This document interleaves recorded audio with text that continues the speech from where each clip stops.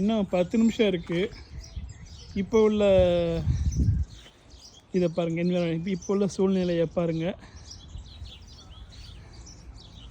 அப்படியே சூரியனுடைய வெளிச்சம் கம்மியாகிட்டே வருது.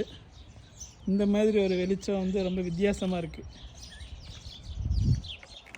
அப்படியே மங்கன மாதிரி. ஈஸ்வர சாயங்காலம் கூட இந்த மாதிரியான வெளிச்சம் இருக்காது. ஒரு மாதிரி இன்றைக்கி வித்தியாசமான வெளிச்சமாக இருக்குது.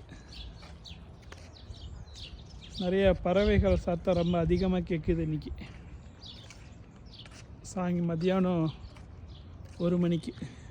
மணி வந்து 1:50. இங்கே 1:58க்கு முழு சூரிய கிரகணம் அங்கே வரும்.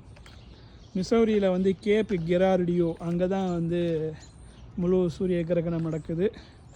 நம்ம அந்த இடத்துல வந்து நம்ம வந்து ஒரு 200 மைல் தள்ளி இருக்கிறோம்.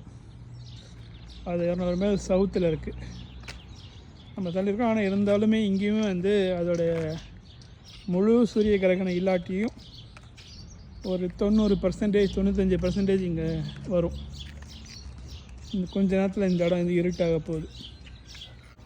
வானத்தை பார்த்தோம்னா அந்த இருட்டான மாதிரி தான் மேலே தெரியுது.